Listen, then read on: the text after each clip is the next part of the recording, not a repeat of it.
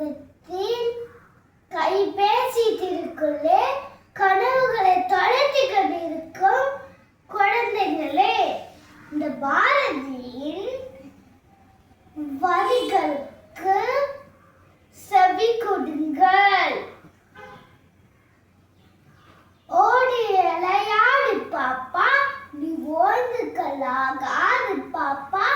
கூடி விளையாடு பாப்பா, நீ ஒரு குழந்தையும் வையாதே பாப்பா. சின்ன சிறுகுருவி போல திருந்து பறந்து வா பாப்பா. வந்த பறவைகளை கண்டு நீ மதமே மகிழ்ச்சி கொள்ளு பாப்பா. காலை எழுந்தவனை படுப்பு கணக்கு கொடுக்கும் நல்ல பாட்டு. மாலை முடிஞ்ச விளையாட்டு வழக்கப்படுத்திக்கொள் பாப்பா.